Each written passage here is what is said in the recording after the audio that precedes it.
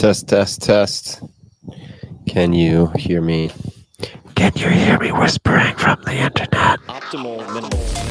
At this altitude, I can run flat out for a half mile before my hands start shaking. Can I answer your personal question? Now would seem an appropriate time. What if I did the opposite? I'm a cybernetic organism, living tissue over a metal endoskeleton.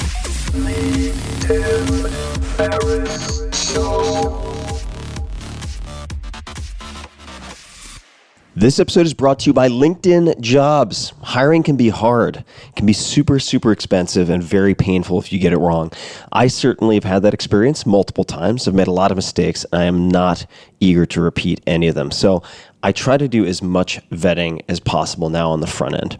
Today, with more qualified candidates than ever, but certainly more noise than ever, employers need a hiring solution that helps them find the right people for their businesses without wasting time, without wasting money. LinkedIn Jobs provides just that. LinkedIn Jobs screens candidates with the hard and soft skills that you specify that you're looking for, so you can quickly find and hire the right person. They also look beyond work skills, so collaboration, creativity, adaptability, to connect you with candidates who match your business perfectly. They have endless business-specific data points that help them to massage this, and that which can help you to find the best fit.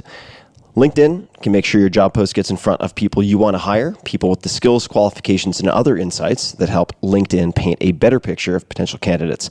It's no wonder that great candidates are hired every 8 seconds on average on LinkedIn. That's pretty wild. Every 8 seconds.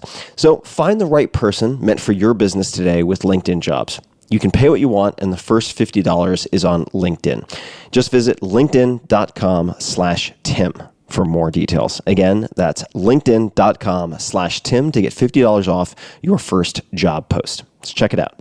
linkedin.com/Tim. Terms and conditions do apply.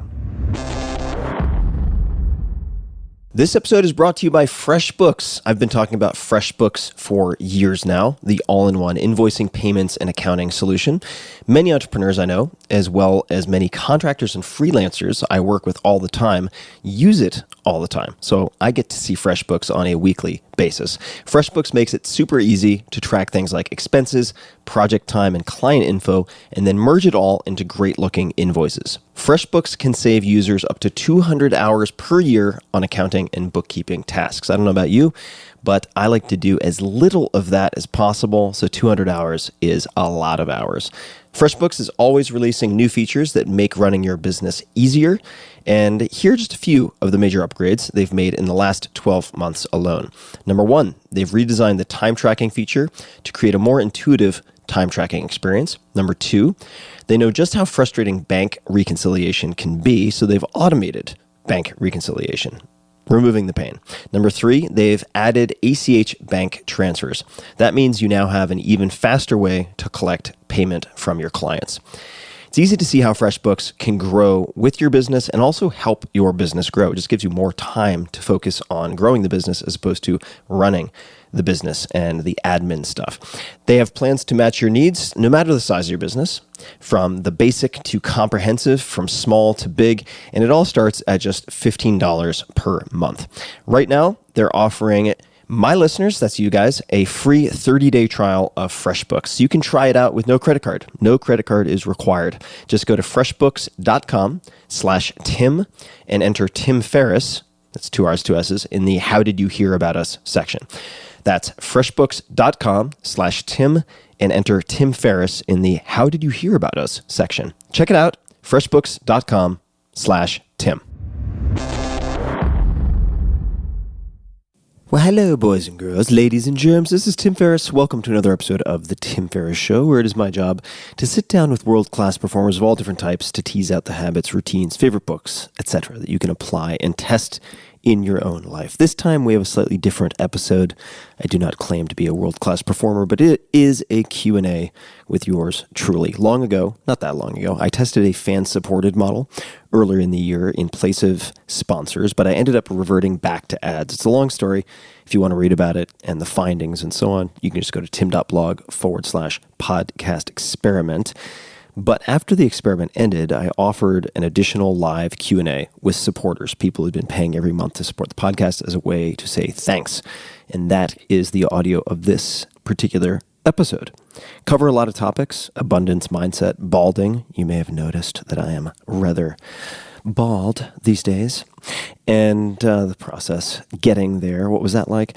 How I think about building a legacy, if I think about it at all. How to improve verbal tics, Lyme disease, cultivating gratitude, the grieving process, my morning routine. That's morning, M-O-R, not M-O-U-R. Morning routine, went on book deadline, and much more. I do mention a book that I was working on at the time that I've since canceled, which was, ironically enough, circularly enough, a book about saying no. So I said no to the book on no.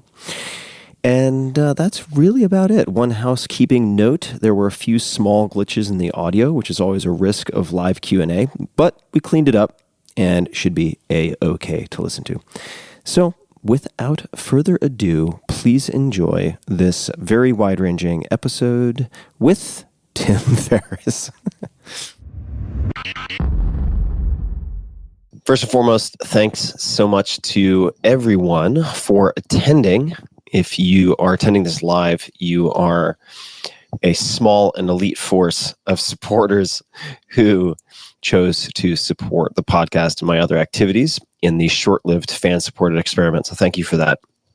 And we're doing a bonus live video Q&A just for that group. And that's you guys. So thanks so much. And I'm excited to do this.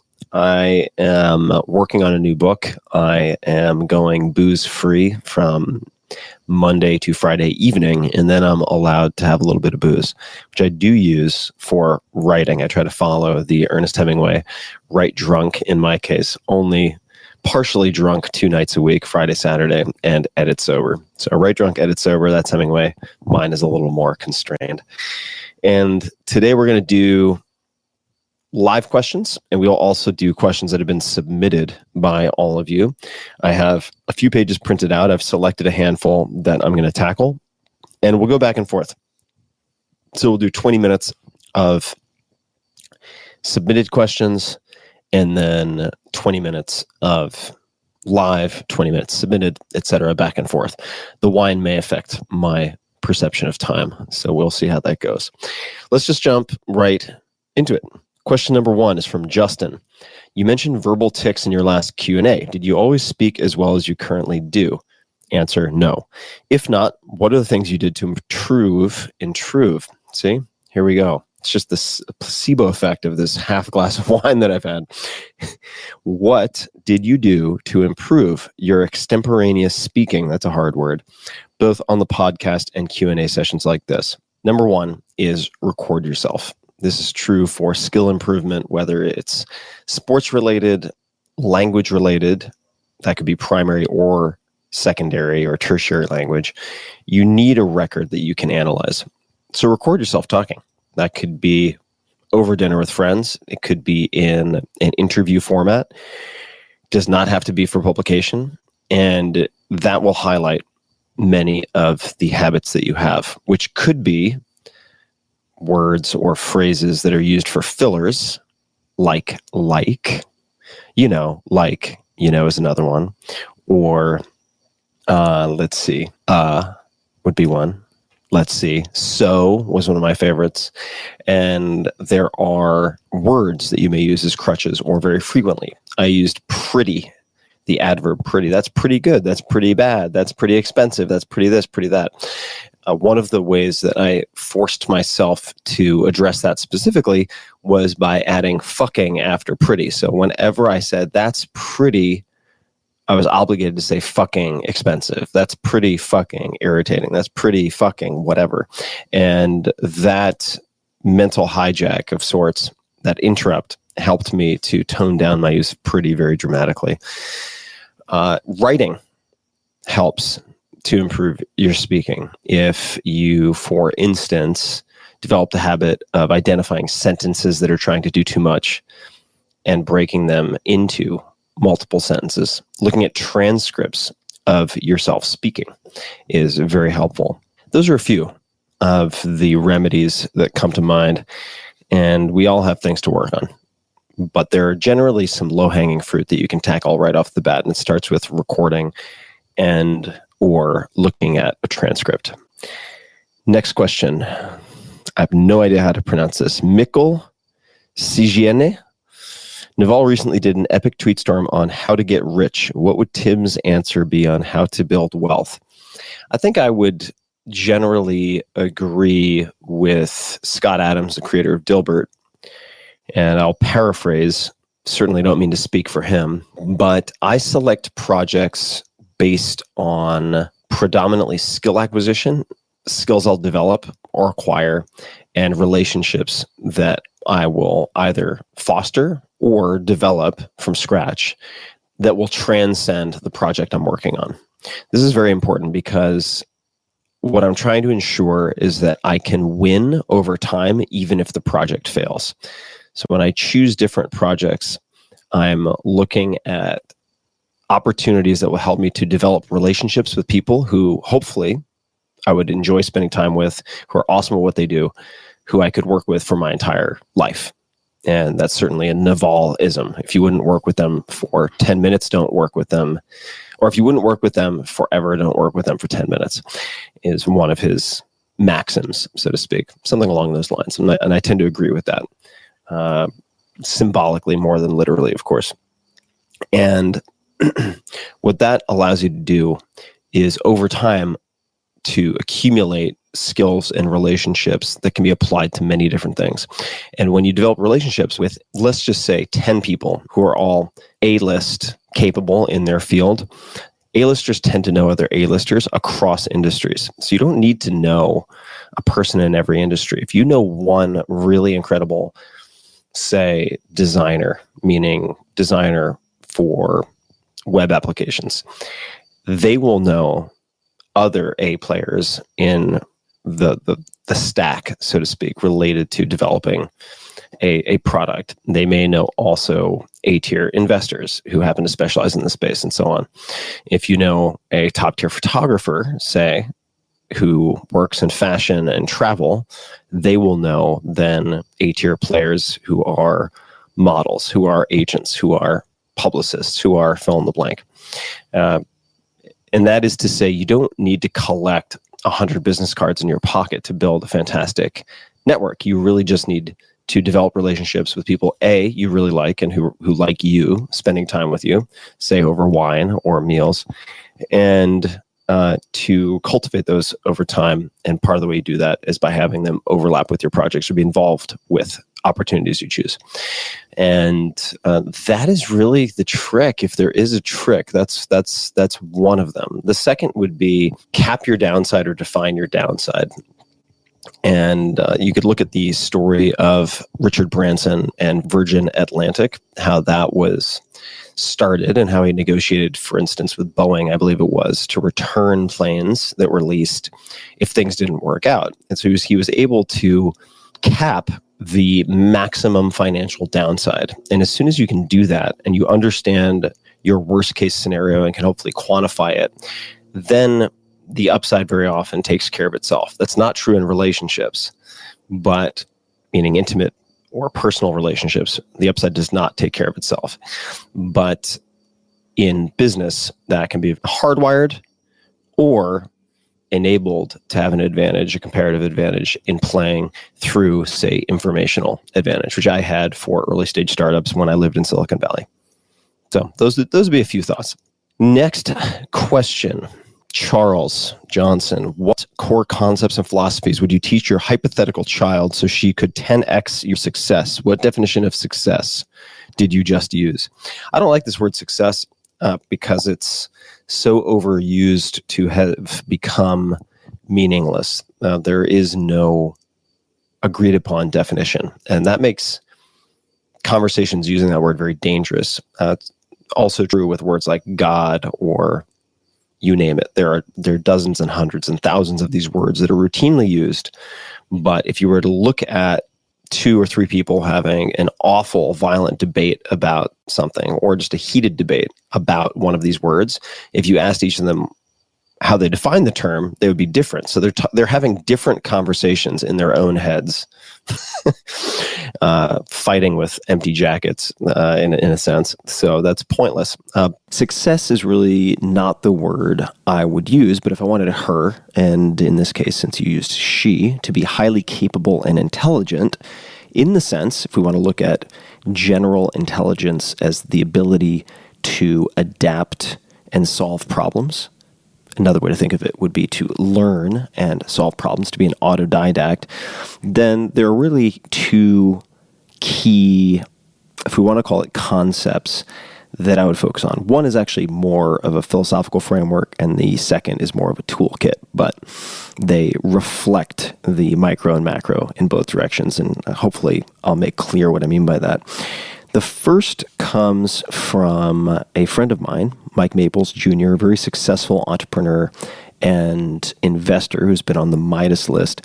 And I recall at one point we were on a hike, and I asked him what advice he would give to a new parent or someone thinking about becoming a parent. And we talked about quite a few things, but the one that stood out that I'll mention now is he effectively said, the most important thing is to teach your kids to be optimists, to train them to be optimists, because without that, you're lost.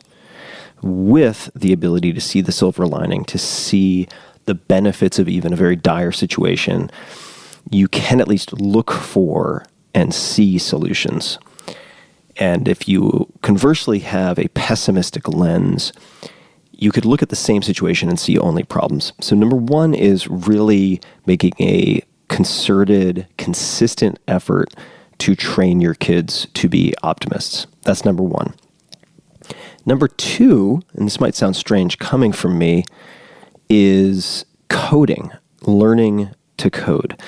And I use coding, even though I'm not a coder, because from what I've seen in my friends, and I know a lot of friends who are programmers, coders, it is a very, very effective, quickly iterative way to develop structured thinking and problem solving using a portable toolkit. And every one of those words I pick very carefully. And one way to think of it is that good coders are good scientists. Very good coders are very good scientists. They're good at trying to replicate. They're good at trying to falsify. They're good at applying constraints. And the best coders I've met also search for elegance and find beauty in code, much like poetry. There's a certain economy that is respected. I would, perhaps in a different age, have said science, and science within the confines of research or academia, but that can be very stifling and very bureaucratic, and I wouldn't want to push her into that type of environment. I think that coding as a skill set is very rapidly deployable. It's mobile.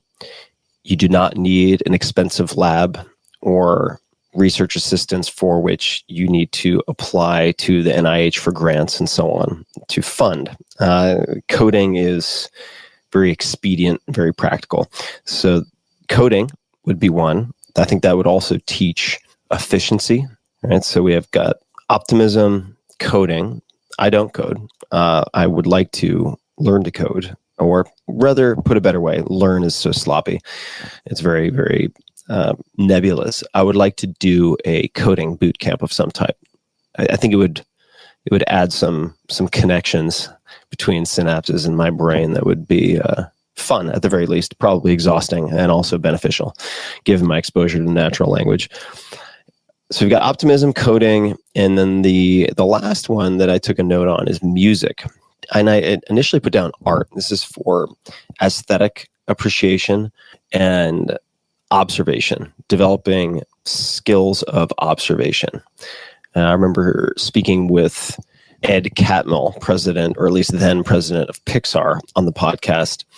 And he went from, I believe, physics, or rather art, to computer science. He went from art to computer science, if memory serves me correctly. And he said something along the lines of people think that's a very strange switch, but it's not, because I think it was physics, actually, art physics. In both cases, you are learning how to see. Drawing is not how to move your hand. It is learning how to see. Painting is not learning which colors to dip the paintbrush in. That's certainly a downstream effect, but ultimately you need to be able to see. So that would be the benefit of visual art. I think that music also helps to cultivate perception and awareness and paying attention. It happens to be auditory. The reason I put down music instead of art, I could certainly also have art, but a lot of people, myself included, drop art after, say, high school or college. And my hope would be that I could introduce my daughter, in this case, to music that is collaborative, right? Some type of music that she is able to use with friends or in front of friends, around a campfire, that type of thing, so that it travels with her throughout life. And unlike coding, which can be very solid, Derek is the next question. When all is said and done and it's lights out for good, what do you want people to remember about you and what you've done or are going to do? In essence, what would you want your eulogy to be? I don't think all too much about legacy, to be honest. I mean, I focus on legacy, but I don't think much about it. That might sound strange, but I try to do things that will have some lasting impact. But we mentioned Naval, or I mentioned Naval earlier. He's also fond of asking, and I think he did this in our initial podcast. It's like, how many Sumerians do you know? How many Babylonians do you know? Entire civilizations viewed as the pinnacle of achievement of humankind at the time, erased, turned to dust. So I have no delusions about the persistence of my legacy as such. But what would I want my eulogy to be? Something along the lines of, he created thousands or hopefully millions of learners who are better than he was. That's it. My goal with almost everything I do is to try to make myself obsolete as quickly as possible. I want people who read, say, The 4-Hour Body or Tools of Titans or any of these books that have what seem like outrageous examples of doing a lot in very short periods of time, whether that's physical change, building companies, or otherwise. I want readers to pick that up and do something better. And with every book so far, from the 4-Hour Workweek all the way through to Tribe Mentors, I've seen that, which makes me happy because that's my goal. So there you have it. All right. I'm going to answer one more on the submitted questions, and then we're going to go to live Q&A. But first, I'm going to have a sip of this wine. And I'll show the label to people who are here on video. And then I will read it for those who are joining us, maybe at some later date, audio only. This is Zarate from, it looks like El Palomar winery, and it is Albarino. It's quite nice. This is a gift, and I'm digging it. So there you have it. Tim Ferriss drinking white wine. What the hell has the world come to? Question from Brandon Beckett. And this is a long one, so I'm going to read it quickly. You mentioned briefly that you have lost some people close to you recently. I've been lucky enough to not have lost many people, but a recent loss just utterly destroyed me to the point where I was physically ill for 2 months. Despite practicing stoicism and mindfulness and exercising, I really was not prepared for this, and I don't know how to prepare for it to better handle it next time. I understand this is personal and not fun to talk about, but my question is, how do you deal with losing someone close? Any tips, resources, or personal stories on learning to handle loss that have worked for you? Number one, I would recognize that it is more than okay. It is natural, and I think healthy, to grieve and to mourn. So you shouldn't view that as a defect of your character or a problem to be solved necessarily. And I say necessarily because there are books and other things that I think can give you perspective that allow you to metabolize it, perhaps the loss of someone close, in a more fluid way. The first is on grief and grieving. This is a book that was recommended to me by Matt Mullenweg after he lost his father. Matt's a very dear friend of mine. Lost his father very unexpectedly, and he wished he had read the book before his father passed. So I think on grief and grieving, that's the title of the book, is very useful for preparing yourself for the inevitable losses that you will face. We're all going to die. It's morbid, but it's reality check that everyone you love will die, unless we happen to solve the immunity immortality elixir sometime soon, which I would not bet on. And there's tremendous value. There's tremendous value in realizing that, because it increases the perceived value of the time that you have left with the people you care about. There's an essay I highly recommend called The Tail End by Tim Urban. It really puts it in perspective. And I think the number that's used is, at least for Tim, what he noticed, looking at average lifespans and so on, that if he lives to be 90 years old, which is already pushing it and quite an assumption, and if his parents live long enough that they are alive while he's in his 60s, I believe is how he put it, that by the time he graduated from high school and left home, he had spent 93% of all of the hours with his parents that he would ever spend with them. In other words, from the graduation of high school until their deaths is 7% of the total hours that you will spend with them. And that really put things in perspective for me. So that prioritized blocking out time with family well in advance, very important. Spending money on that, very important, if necessary. And I would surmise that many of the regrets people have, or the feeling of incompleteness or life interrupted that they experience when someone close to them dies, is because there are things they wanted to say that they didn't say. There are things they wanted to be heard that weren't heard, and so on. And the tail end puts the timeline into such perspective that it helped me to take the initiative and have a lot of those conversations already with parents, with my brother, with close friends. And I don't hesitate to say, this sounds perhaps cheesy to some people, but love you. Much love to you and yours. Love you, bro. I'm really happy that you're in my life, to friends and so on. I used to be very sparing with the word love, and I am no longer that way. The other piece, which I'm not advocating for, I always have to give this preface, because I'm not a doctor, I don't play one on the internet, and I do not recommend you do anything that is illegal in your jurisdiction. But psychedelic experience also, I think, gives you a lens into what people may experience when they die. And if you look at Imperial College of London, they've looked quite closely at the comparison of intravenous DMT, that's N,N-dimethyltryptamine, and near-death experiences.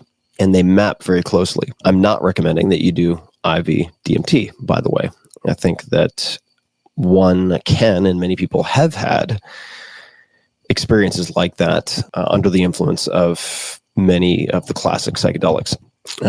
There are risks involved, obviously, but my past personal experiences with some of these compounds have led me to be much less worried about dying, which it turns out is a rather common side effect, including with patients who are suffering from life-threatening diagnoses with cancer, for instance. And that's the last piece that I'll add to that.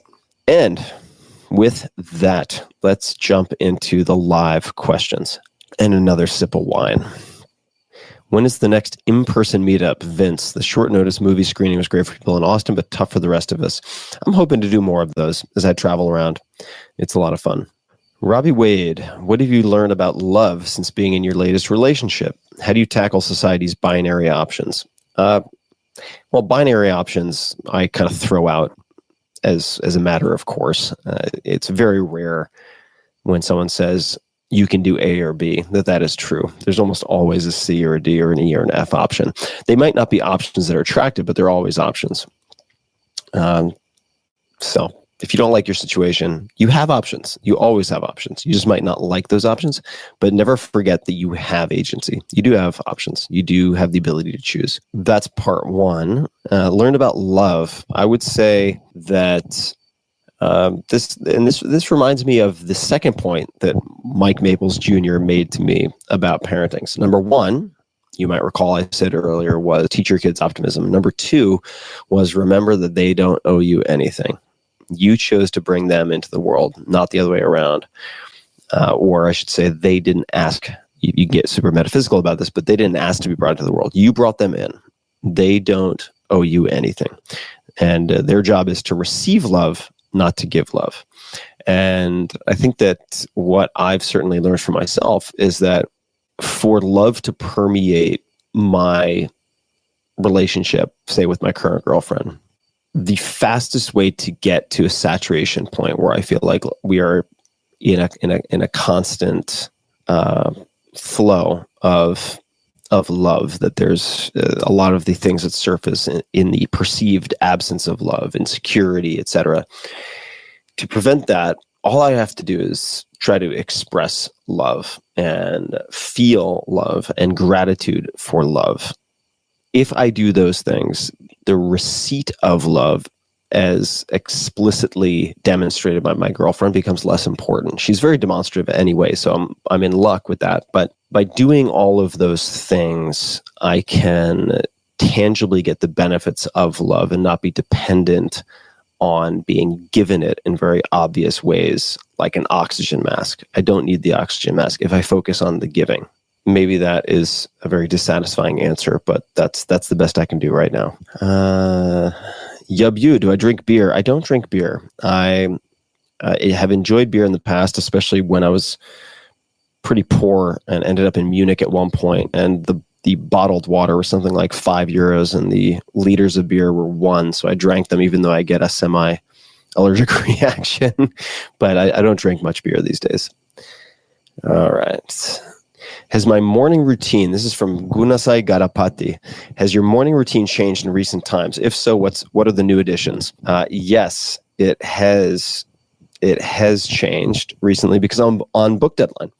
And when I am on book deadline, per Neil Gaiman on the podcast, the closer to Groundhog Day I can get with my days, the more productive I am. Therefore, my often lengthy morning routines where I wake up and do the meditation and the 5-minute journal and morning pages and so on and so forth has been replaced with writing. And I really try to win the morning to win the day. And this is something that I've heard echoed by Gary Keller, who's co-author of The One Thing, for instance, and many other people. I, these days, wake up much earlier than usual. So I'm waking up around 6:30. And I then throw on the electric kettle to boil water or get it more or less to 190, so not boiling. Then I go take my supplements for the morning and come back. The water's ready to go. I take chaga mushroom powder, which I have from Four Sigmatic, and then a teaspoon of soluble yerba mate tea from a brand, I believe it's called, Mate Leão. Mate Leão. Leão is lion. I'm sure I'm mangling that in Portuguese, but it's a soluble yerba mate that I really like. And I mix that together. I take that along with a thermos of hot water, and I walk to my outdoor patio where I'm sitting right now with my triangular wooden table, which you can see on Instagram. Put it up in the last week or so as my office, and I immediately get to work. If I wake up earlier for some reason, I might do a 20-minute meditation, but otherwise I come right out and I have a big whiteboard easel with my chapters or writing pieces that I'm working on for that day. And I immediately begin working on the writing. That is ideally first on paper. So I will have printed out drafts that I worked on the day before, and I'll do editing on paper, and then I'll jump into the laptop to make those edits. And that goes from, say, 6:30 to 9:30 or so, maybe 10 o'clock. At that point, I exercise, and that could take the form of a class, that could take the form of cycling, that could take the form of weight training, generally something endurance related. Also, if the weather's nice, I'll get out into the sun. That's from, say, 10 to 11:30 something like that, have lunch, and then it is back to writing. And in the afternoon, that would be up until, I would say, 5 or 6, taking a break every hour or so for ping pong for 5 minutes. And I use a timer with one of my researchers will play. And then we wrap up around, say, 7 o'clock. Dinner's at 7:30, whether at a restaurant or cooking. And dinner, maybe a sauna, in a barrel sauna for, say, 10 to 20 minutes with cooling off in the pool in between rounds. Bed with a Marpac Dome white noise machine and the temperature set to maximum 70 degrees. Bedtime, wake up, rinse and repeat. That's what the day looks like. Tutus, I think. Tutus and toes. Do you believe in the law of attraction and abundance thinking? This is a very fair question. I believe that the questions you ask yourself create a lens through which you view the world, and that we all have selective attention, and that there are different ways to choose what you select to see. Much like when you buy, say, a new car. If you happen to buy could be anything, a Tesla, a certain model Tesla, chances are you're going to go driving and you will see Teslas everywhere. You will now notice all of the Teslas that were already there that you had just allowed to pass through your vision unnoted before. The abundance thinking, law of attraction, secret camp, I think, goes a little off the rails when they posit that if you simply put a mantra out into the world or a vision board, that all those things are going to manifest automatically.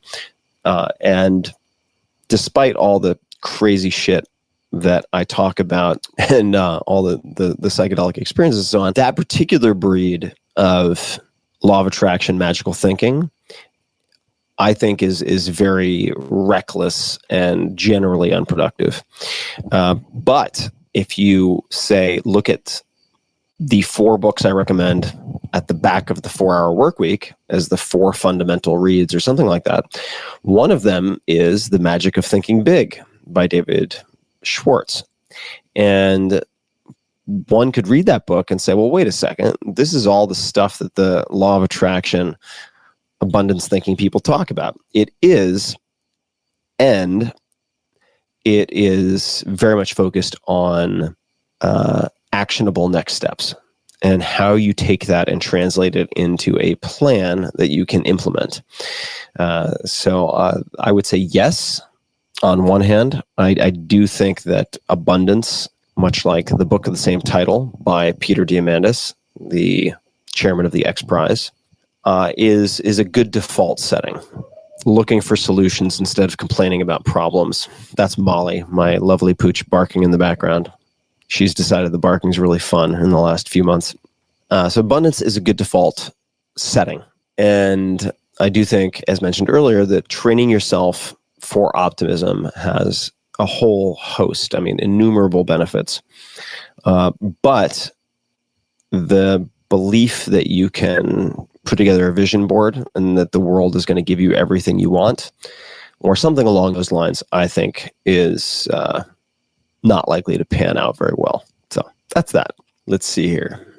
Andrew, what's a good way to get your network started if you've neglected it for, say, ... 30 years, ?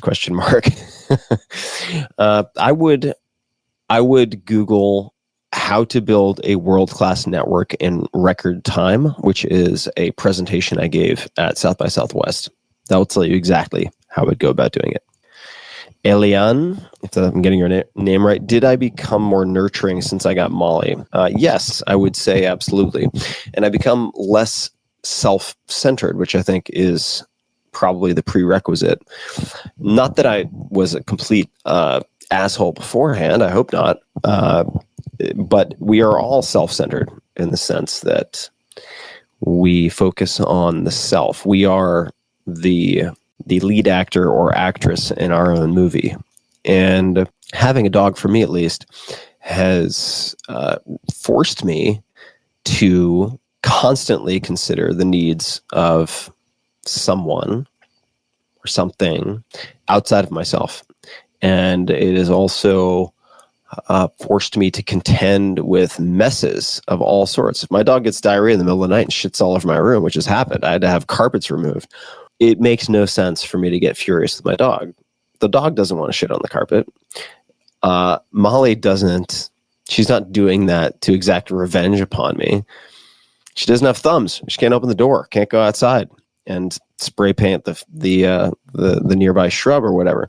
So it's also been a really good mirror for me in the sense that I'm able to look at my reaction to things that are outside of my control.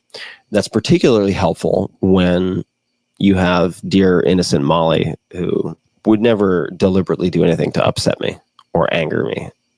So it's been wonderful practice, and a wonderful practice, I should say. And she's certainly had a comprehensively wonderful effect on my life. But if you are thinking of getting a dog, number one, please consider adopting. I adopted Molly. There are a lot of dogs that need adoption. And number two is, don't get a dog if your plan is to fit it around everything else in your life. Get a dog if you can say, I'm going to get a dog, and it's so important to me that I help this dog have a wonderful life, and therefore help increase the likelihood of me having a wonderful life, that I'm going to fit everything around the dog.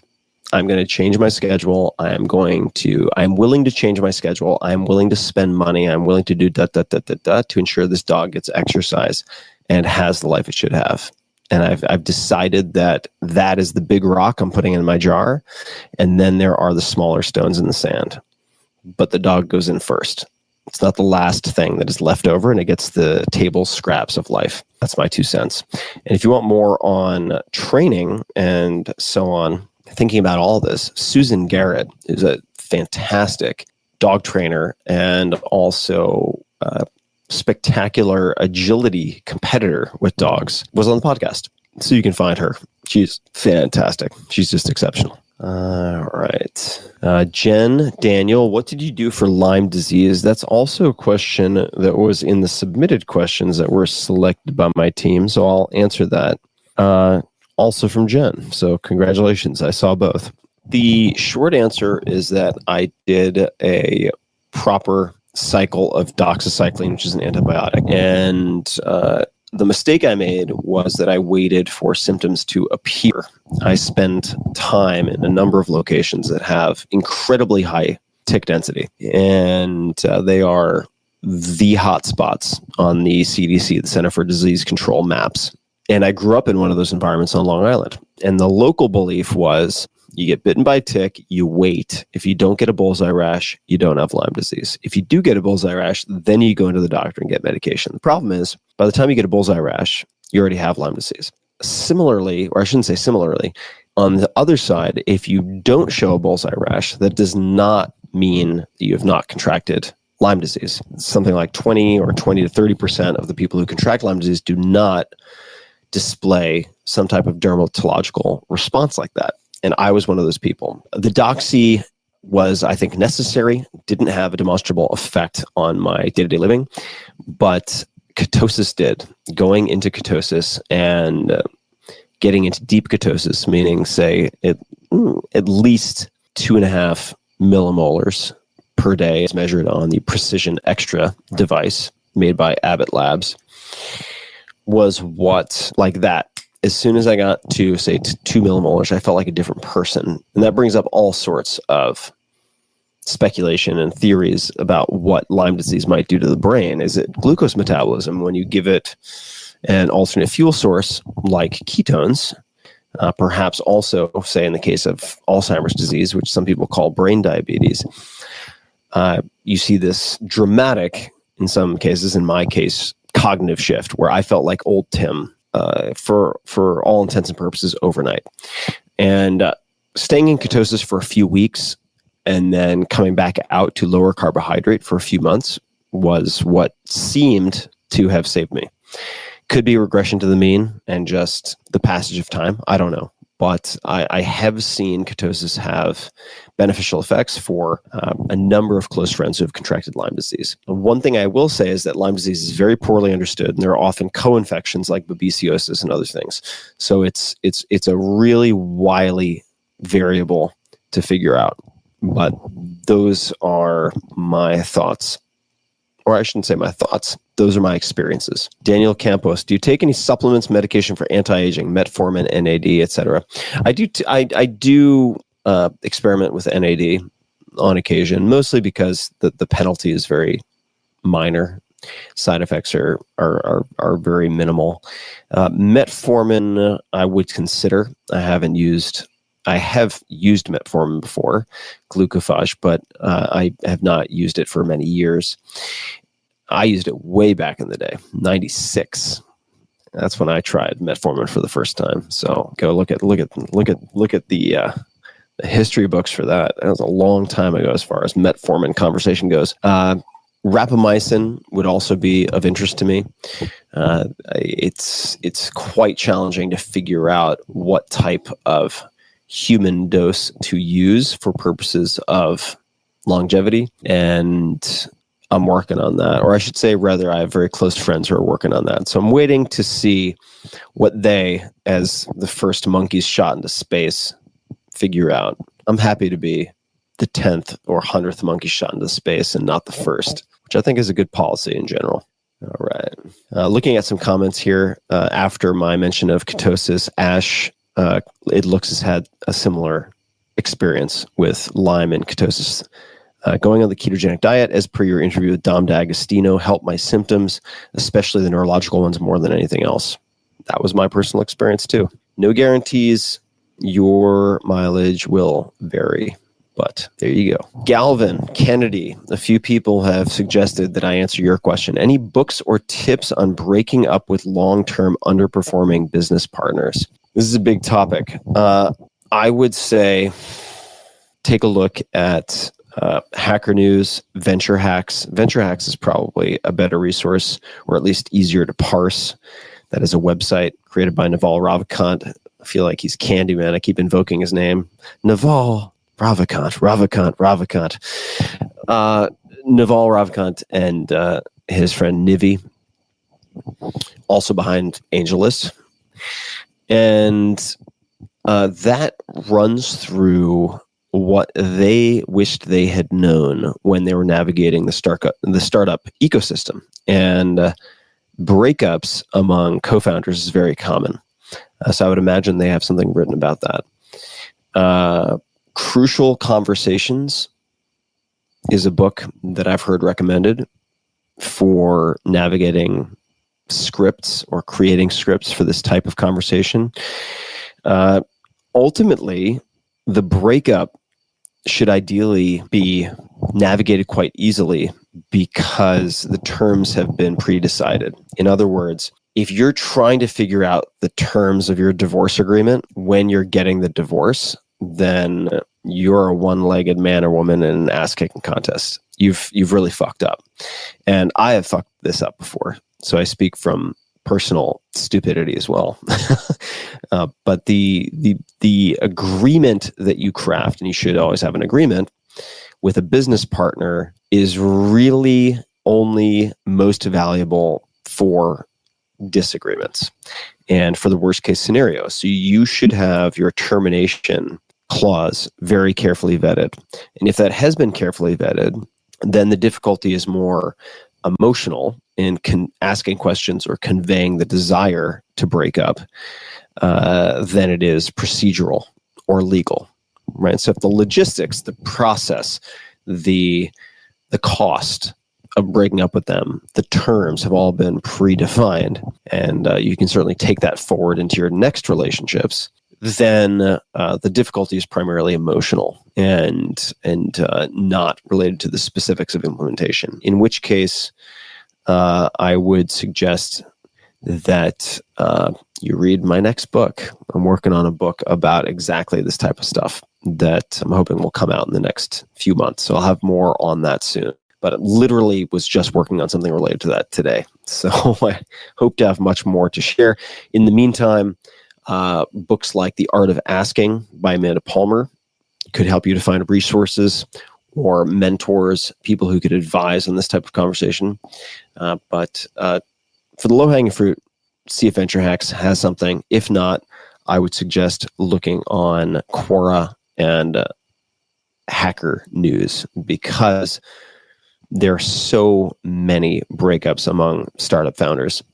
And since techies like to post and publish and share, you're just going to find that sector overrepresented online. So you might as well go fishing where most fish are hanging out. All right. I'm going to do one more question here on the live feed, and then I am going to go back to the questions that you guys submitted. Philip Sierpinski, how would you go about overcoming an addiction? If one is a diagnosed sex addict, how would you approach it?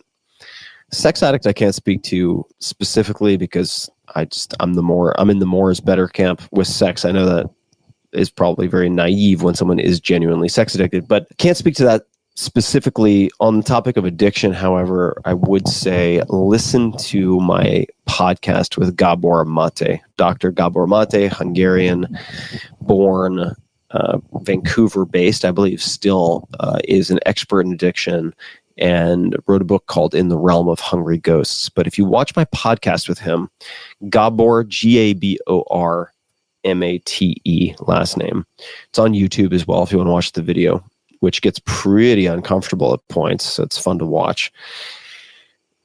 I think that conversation delves into addiction more than any of my other podcast episodes. I would start there, and then the resources and so on recommended in that, I think, will take you to places that will be helpful. Question from Jared Rieger. What books do you recommend for someone right before they're under major life change?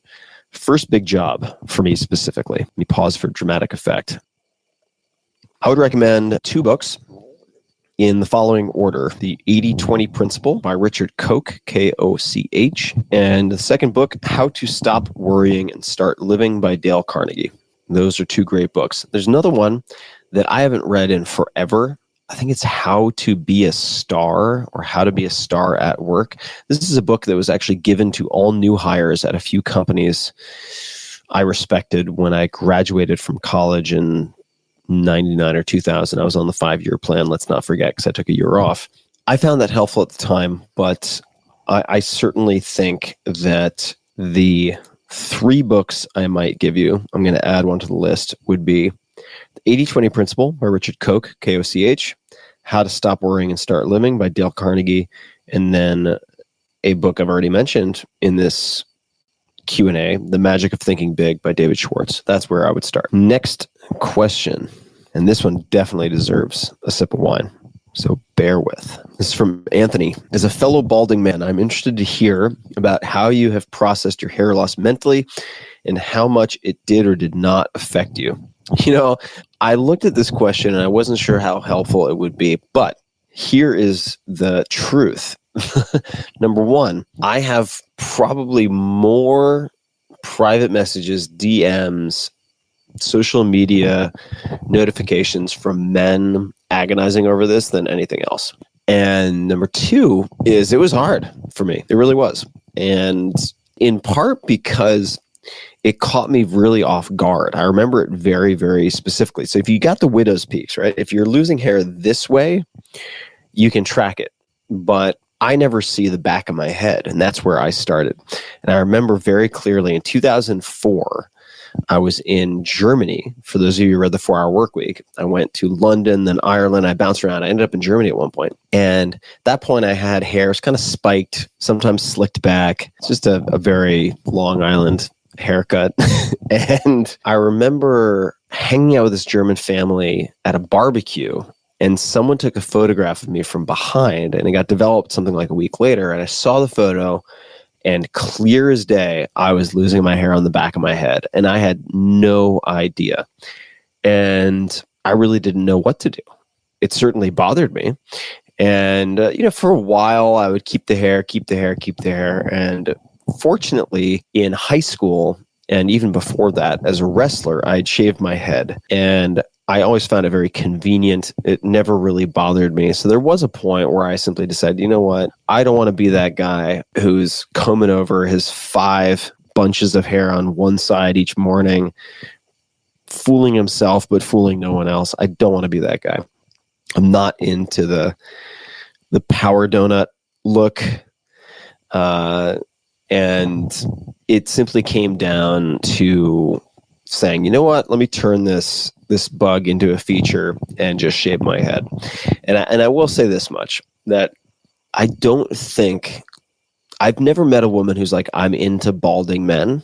And again, this is very blah, blah, blah, heteronormative, guy to guy. If you are a heterosexual who's worried about women responding to your loss of hair, I've never met a woman who's into balding men, who's like, oh, I love balding men. I have met a lot of women who are into bald men, right? And that would be one sort of word of solace I would offer if you're in that awkward in-between space. I did consider different drugs at one point. So minoxidil, topical, finasteride, otherwise known as Propecia. I used Propecia for a little bit, and it killed my sex drive.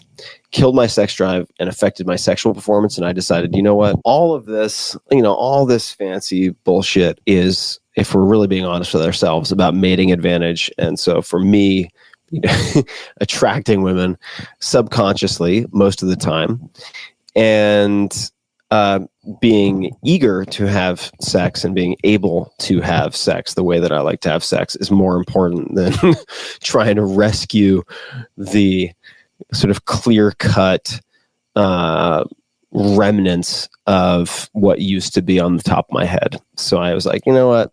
Let me just call a spade, in for a penny, in for a pound. Let me take it off. And I've never really looked back, partially because I'm constantly on video. So if I suddenly showed up with a brand new spiffy afro or something like that, I would be heckled until my dying day. So I'm good with the bald. I will tell you this though, and for those of you on video, you can see this, the cue ball effect with this type of reflection on your head is a real thing.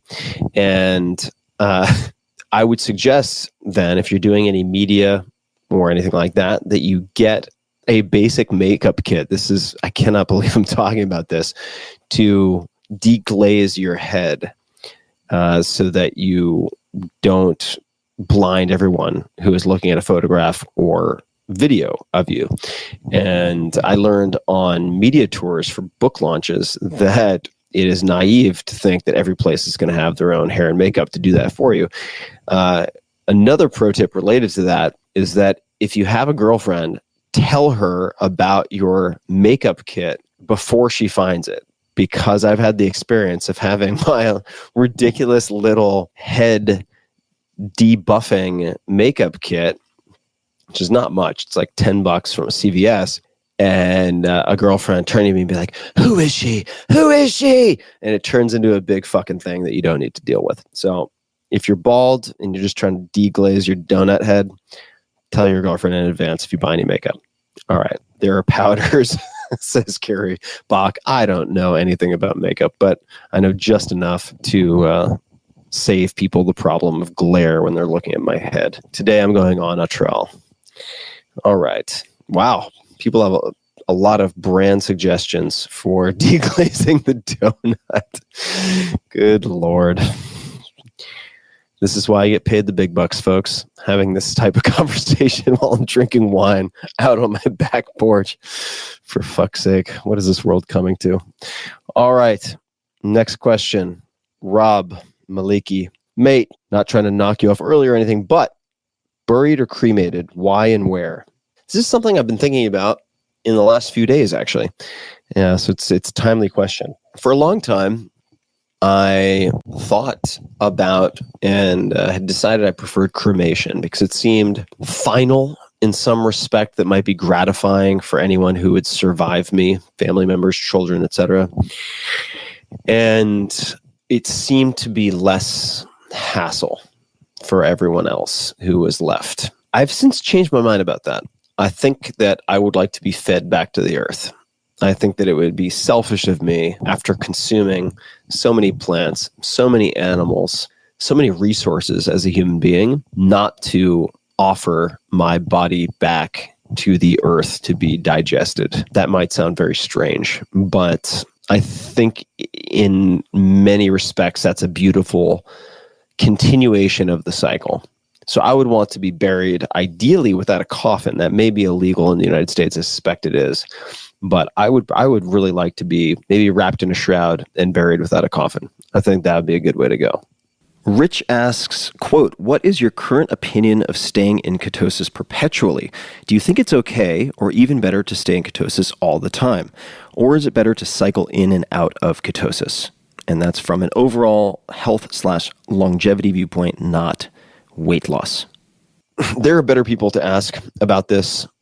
Dr. Dom D'Agostino, with whom I've done 2 podcasts on ketosis, would be one. Peter Attia, MD, would be another. I think that ketosis doesn't sit well with everyone, or perhaps better put, following a ketogenic diet and entering dietary ketosis, consuming 70 to 80% or more of your calories from fat, which often ends up including dairy if you're not careful, which can affect all sorts of biomarkers. For instance, I'm very sensitive to any type of dairy. My lipid profile goes berserk. So I need to be very, very calculated with how I do ketosis. It doesn't work for everyone. It doesn't sit very well for everyone, and you should follow the report card, your blood work, as an indicator. But there are many people who stay in ketosis for long periods of time. I know people who've stayed in for years. I think there are likely some health benefits to that. But what I can comment on is your question of, is it better to cycle in and out of ketosis from an overall health longevity standpoint, not weight loss? My current understanding, and this is going to be a partial answer to your question, is that one of the main benefits of cycling in and out of ketosis is to promote anabolism. So if you want to build muscle, ketosis is actually a very suboptimal state for building a lot of muscle. If you want to get big and strong, you want insulin as a master hormone of sorts to help store nutrients and trigger muscle growth, hypertrophy, and so on. The way you can accomplish that, Dan Duchaine, Duchaine, Mauro Di Pasquale, I believe is how you say his name, the Anabolic Diet, have designed various diets, all of which you could consider cyclical ketogenic diets, CKDs. And that generally entails ketosis from, say, let's call it Monday to Friday, then a glycogen depletion workout on Saturday, followed by carb loading, let's just call it that, for an 18-hour period, something like that, then slowly segueing back into ketosis, and in some cases using tools to accelerate that, like alpha-lipoic acid or other things. I would not suggest injecting insulin unless you have doctor supervision and really want to play Russian roulette. That is a dangerous one. But CKD gives you a window of high insulin response and carbohydrate loading to promote muscle growth. So if you want performance, the CKD in and out of ketosis, I think it could be plausibly recommended. If you're looking for straight longevity, which I don't make a sole focus of mine, that is staying alive for the maximum number of years, going in and out may not be the ideal path. But do you really want to stay in ketosis your whole life, or even for years at a time? It gets boring as hell, and you can eat all the ketosis-friendly junk foods that have been created, but you're eating also a lot of crap that isn't terribly nutrient dense in most cases. So it's really a question in my mind of functional health span, and Peter Attia has talked about this at some length. So I would suggest taking a look at my podcasts with Peter Attia. There are at least 2 of them, he is brilliant and methodical and obsessive compulsive, which is exactly what you want in a doctor who studies such things. All right, I'm going to do some more live questions. I know we were 15 minutes over time, and that's okay. I'm going to go a little long for you guys because I love you bitches. And this is fun. I'm having a good time. So just laughing at some of these comments. You guys are hilarious. All right, quick question. Michelle Martin, I struggle to fast because my heart races. Any ideas? Yeah, this is a cholinergic response, as I understand it. And you can supplement with, or I have found, I'll speak from personal experience, that supplementing with electrolytes, for instance, taking slow mag, which is magnesium throughout the day, as well as potassium, sodium, you could get an electrolyte supplement like Noon, N-U-U-N, as long as you ensure that there are no calories associated with it. But electrolytes can help quite a bit. All right, let's see. Looking for some more live questions. How did you decide to give us back our donations and give us Amazon gift cards? Because one of my goals did a quarterly offsite with my team maybe 2 months ago, and reiterated that one of the goals was to surprise, one of the primary goals that I have is to surprise and delight my fans. And I thought about how to do that. And in the case of the supporters, so there are a few thousand of you who supported the podcast and everything else for the short-lived fan support experiment, I figured, what the hell? I can afford it. And it's fun. It's something nobody does that I'm aware of. I've never heard of a single instance. So if somebody gave me $9.95 a month and they got charged for 2 months, I'm going to refund their $20, and then I'm going to give them an additional $20 for Amazon that they can use for anything. And by the way, anyone who's international, you can still use the Amazon.com website to order, but have it shipped to where you are. And if they donated 100 or 1,000 a month, same thing. So there are some people who donated 1,000 a month, and they got charged for 2 months. They got $2,000 back, and then $2,000 in additional Amazon gift cards from me and my team. Life is fucking short, and I thought it's not going to break the bank. I want to reward my 1,000 true fans, or several thousand true fans. The 1,000 true fans is an expression borrowed from Kevin Kelly. If you haven't read that essay, I suggest you do at kk.org, 1,000 true fans. It's easy for me to do. I thought it'd be fun. I thought it would surprise people and hopefully delight people. And then when you go to Amazon and buy whatever you're going to buy over the next handful of months, you'll also be like, oh yeah, gift card, Tim Ferriss. So it's like having a little Jack in the Box with my shiny bald head popping up going, thank you, every time you go to Amazon, and the gift card balance reminds you that I sent it to you. I saw no downside and a lot of fun and upside from it. So that's how I decided to do it. People are still sending me advice for products that I can use on my shiny bald head. What else do we have? Galvin, can you get Neil deGrasse Tyson on the show? I would love to. I actually met him for the first time last week. I went to a live taping of Star Talk. It was awesome. Neil is an incredible guy. If you haven't seen his podcast, you should check it out, or the TV show, or anything he does. He's just hilarious and awesome and a lot of fun. Anything special planned for podcast number 400? No, not right now. I haven't thought about it. I probably should, given the shtick that I've somehow made a career out of. Looking for more questions. Robbie Wade, what do you think of the saturation of masterminds and coaches? I think you should pay attention to people who have done what they're teaching. That's it, and can prove it.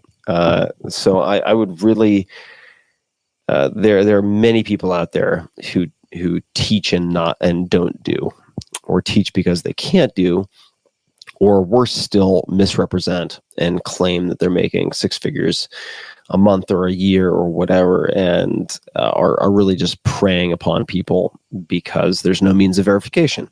So I would say that caution is the better part of valor when it comes to coaches. Choose your influences very carefully. I mean, I've mentioned many, many, many times that one of my favorite quotes is, "You are the average of the 5 people you associate with most." And if that is true, if we take that to be true, if you're taking advice from anyone who hasn't done what they are preaching, you are compounding all sorts of problems. And so I would simply say, if you're looking at a mastermind or a coach, you should ensure that you can verify whatever they are claiming they have done is true. That's it. And that will eliminate 95% of them out there.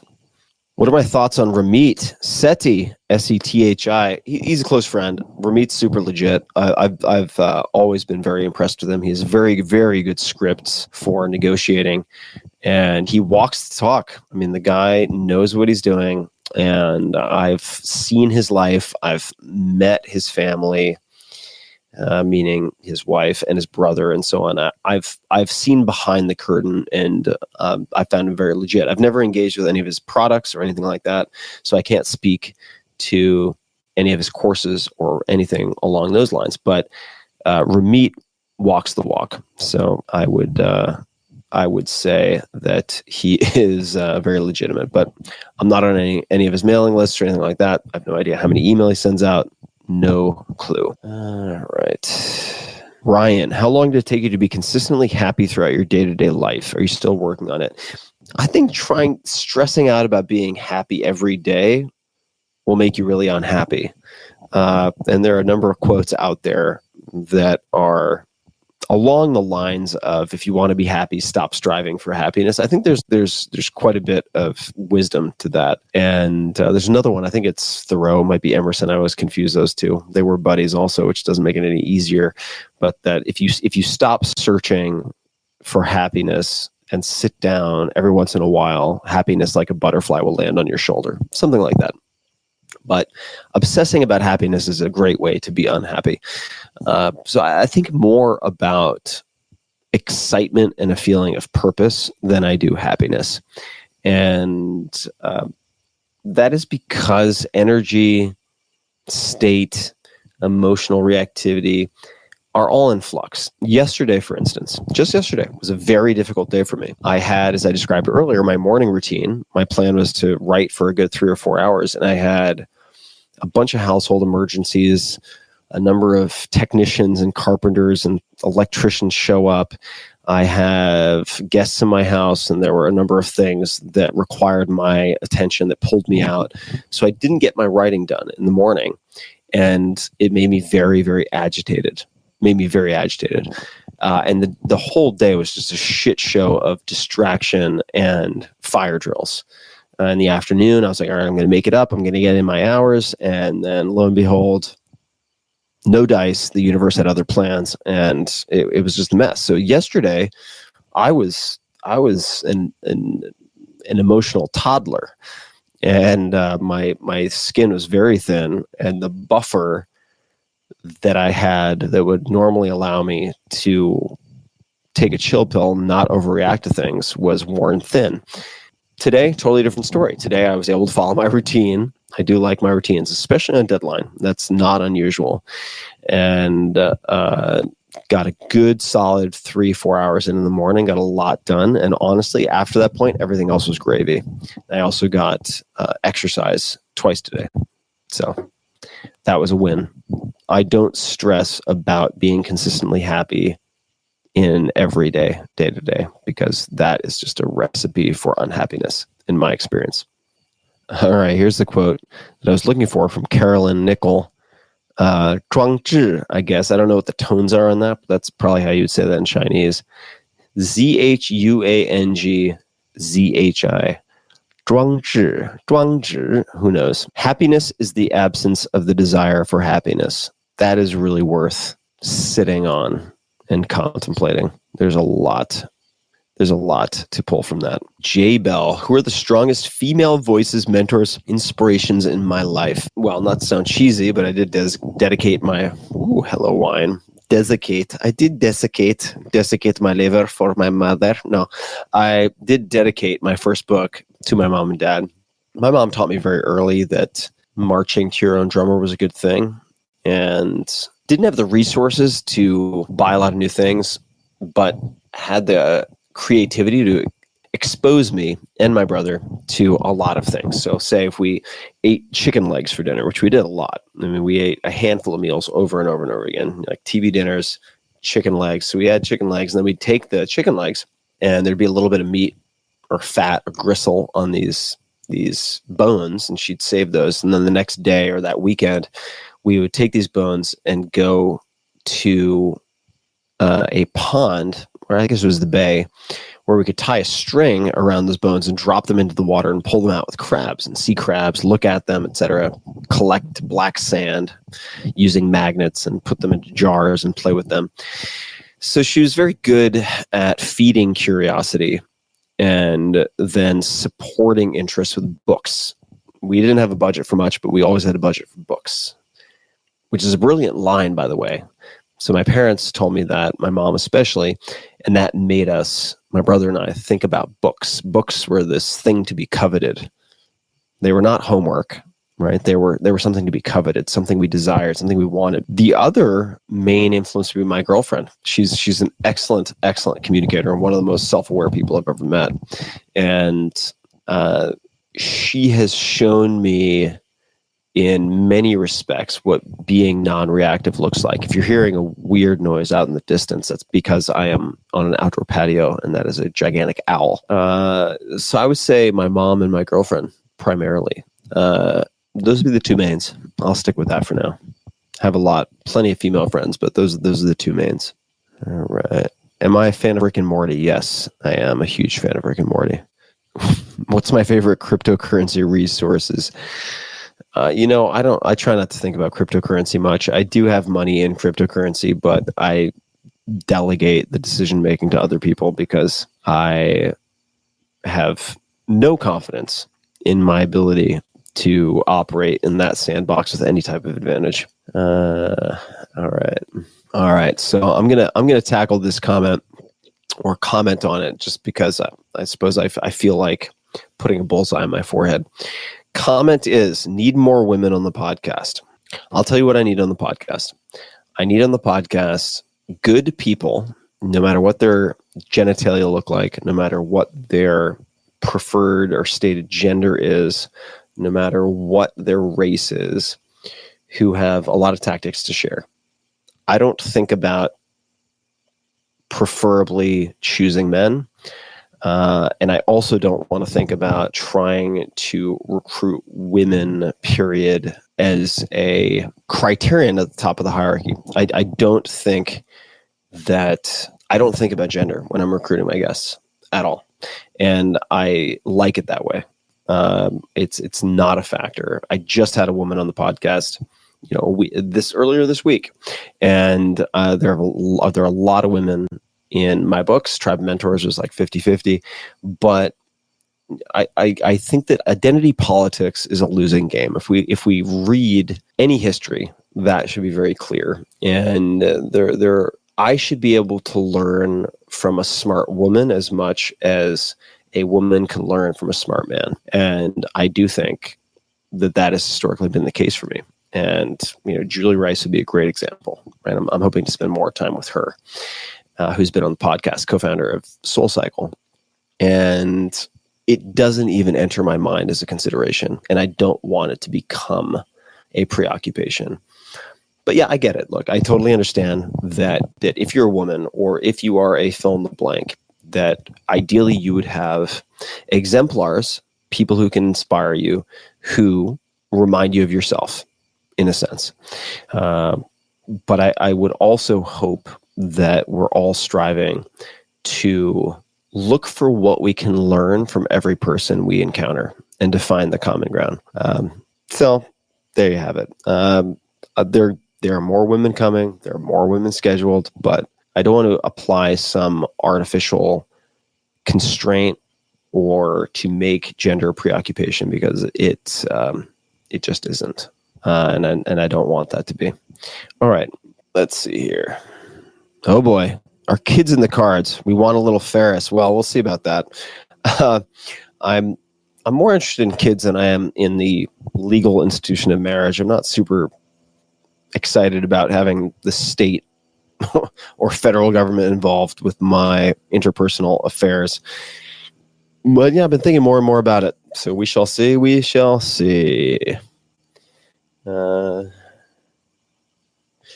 How has moving to Texas affected your life, lifestyle, friendships? That's from Montgomery. All better. Everything's better. I mean, I don't know what to say. Aside from Austin is the friendliest place I've ever lived, and I expect to be there for a long time. All right. What else do we have here? Ryan Combs. Tips for determining whether one is better suited for entrepreneurship, as in running a company, or freelancing, more solo work. Start with freelancing. See how you like that. If you don't like freelancing, you're definitely not going to like running a company. So start with that. Do it in that order. Right. What was it like to meet Rolf Potts? I've met Rolf a bunch. Rolf is hilarious. He's a fun guy. For those who don't know, Rolf Potts wrote a book called Vagabonding. I think the subtitle is An Uncommon Guide to the Art of Long-Term World Travel, something along those lines. And it is certainly about travel, but more broadly about a philosophy of life and improvisation that Rolf Potts describes very poetically. It's a great book and had a huge impact on me. That is one of the 4 fundamental reads at the back of the 4-Hour Workweek. I mentioned one already, The Magic of Thinking Big by David Schwartz, and Vagabonding is yet another. And I enjoyed Vagabonding so much, I actually reached out to Rolf to produce the audiobook of Vagabonding, which you can find, I believe, at audible.com/Tim's Books. I used to have a book club, an audio book club, just for the fun of it, because I want extra projects to occupy all my time. All right. This question from Matt. What do you think about the legal benefits of marriage? I think it's unfair that married people get tax benefits over single co-living. Yeah, I think it's fucking ridiculous. Yeah, period. Full stop. All right. Would I go to Mars? Well, as Jeff Bezos has put it, before you go to Mars, spend a few years in Antarctica and see what you think, because Antarctica is a cakewalk compared to Mars. So I don't know. I think I might prefer some type of Elysium-like habitat more than Mars. And as Jeff Bezos put it to a friend of mine, he feels, at least, that Mars is a bad idea, and that the last thing we need after conquering, or I should say, escaping Earth's gravity, is to deal with another gravity and another atmosphere. Terraforming and all of that is very, very, very, very complicated. I mean, look at what we've done on the moon first, and then consider where you think we will go with Mars. But hey, the more options, the merrier. So I'm glad people are looking at it. All right. Are you able to sleep soundly when you're not alone in bed? It's tough, actually. I overheat very easily, so having somebody laying on top of me is difficult. But if I'm not entwined with someone else, I do find it quite easy to sleep. As long as my temperature is regulated, I don't have too many issues. It's from J-Bell. Do you feel you're making progress on healing childhood trauma? Hope you continue to share that journey. Yes, I'm going to be sharing a lot about that. And the book I discussed with Greg McKeown, author of Essentialism, which is a great book. So my episode with him, McKeown is McKeown, focused on a book about healing, which would be related to many things, including this childhood trauma, which I haven't gone into details about, but some bad stuff. So I absolutely plan on writing about that. And I think, along with the blog posts, some practical thoughts on suicide, that it'll be the most important thing I've ever written. That's the hope. I want to do it right. Carrie, do you think it would be valuable to have those who have attempted suicide to talk to those who have lost family to suicide? Yes, I do. Question from Ryan. Did you always have something in your life you were excited about pursuing? Absolutely not. I've had long periods of anhedonia, inability to feel pleasure about anything at all. So no. That's not a constant. That's something that I've had to work for and work towards. It's very much been a practice. It's not something that comes naturally to me at all times. Ryan, question. Tim, I do too. How do you battle anhedonia? I would recommend you look up the name George Sarlo, Sarlo, on vice, and obviously follow all regulations where you live and find a professional to help. Hakomi therapy could also be very interesting to look at, which is a somatic, i.e. body or physical based practice that is similar to mindfulness.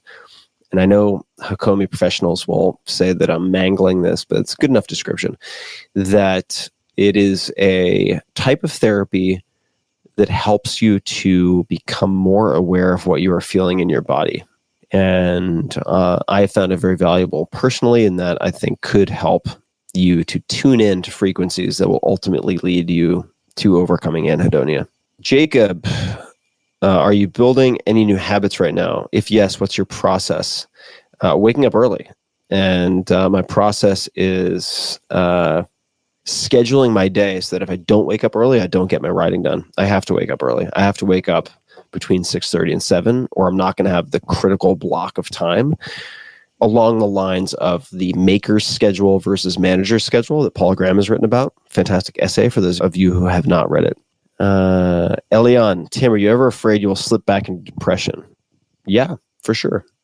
Yeah, it comes up. And what I've tried to do is accept that that's going to happen and to identify less with it. So to make it more, I am feeling depressed, or there is a feeling of depression, versus I am depressed. And the book Awareness by Anthony DeMello, Demello. If you're going to read one book of all the books I've mentioned in this Q&A, pick up Awareness by Anthony DeMello. There are many chapters that help with what I'm describing. All right, I'm going to answer a handful of additional questions. It's 9:45 roughly, so we've gone 45 minutes over time. I'll go for a little bit more. And then I think after all this talk of my girlfriend, I want to go find my girlfriend and possibly do a barrel sauna before bedtime, since I do have more writing tomorrow morning.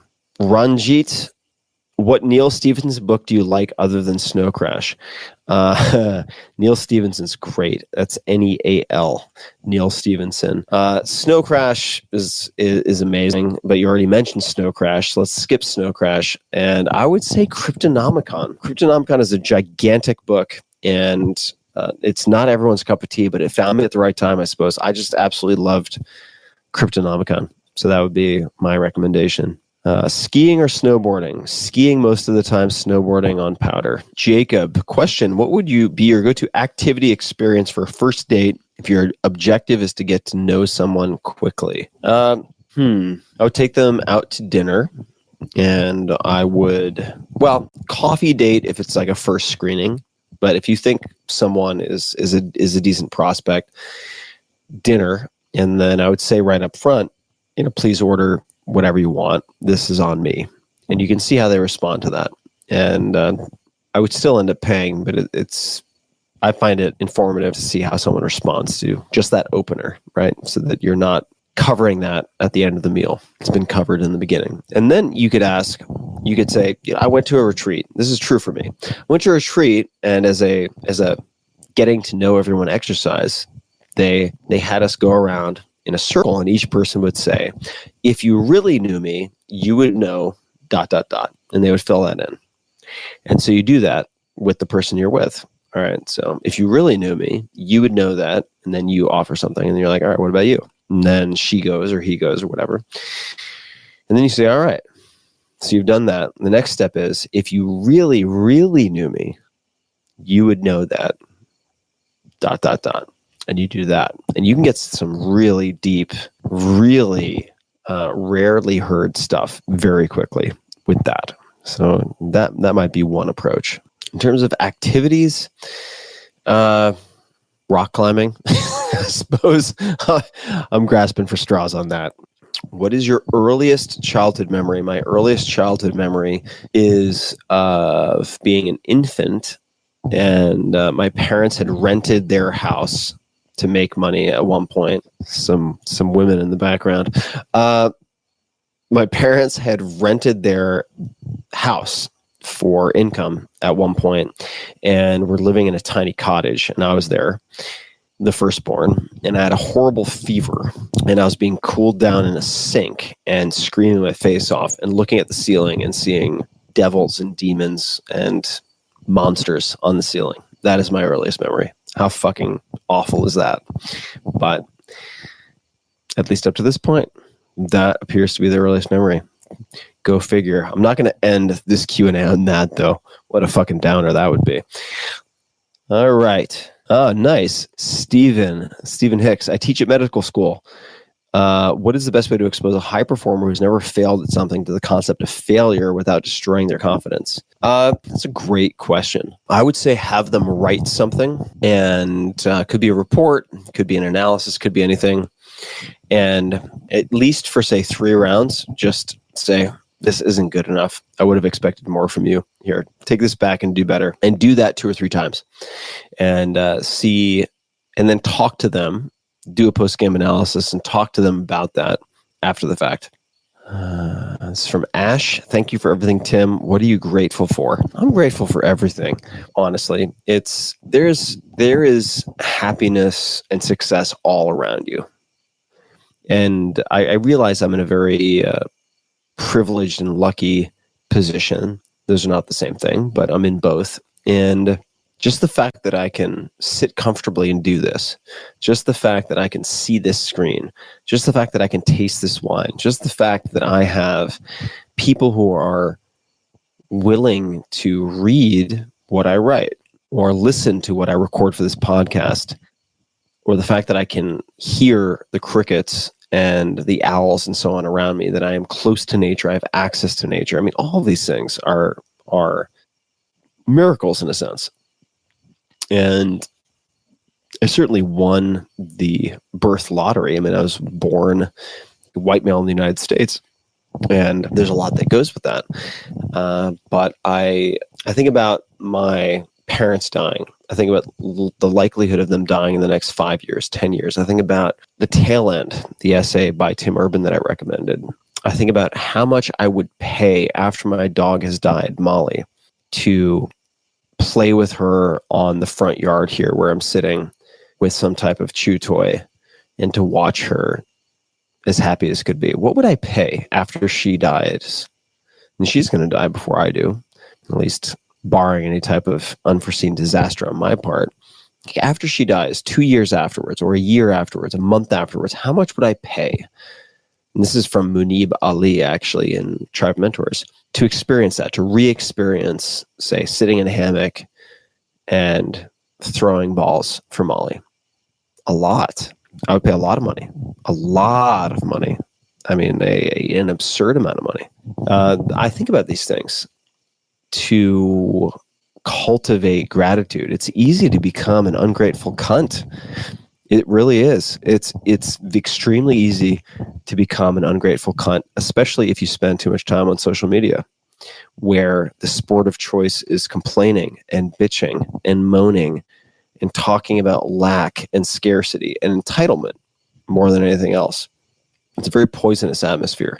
And if you are the average of the 5 people you associate with most, well, we could chunk that down into hours, right? So forget about 5 people. Which groups are you spending the most time with? Are you spending more time with Twitter than with your 2 or 3 closest friends who would be a positive impact on you? If so, the trend line isn't going in the right direction from my perspective. So I'm grateful for a lot. I'm grateful for so much. And on that, I think we're going to wrap up, guys. I think that's a good place to wrap up. I have a lot of love for all of you. It's incredible that I get to do this as some semblance of a job. I'm very, very lucky. And I will continue to do all that I can to put together podcasts and books and so on that allow you, hopefully, not just to replicate what I've done, but to do so much more than what I've done and what I may ever do. That's my goal.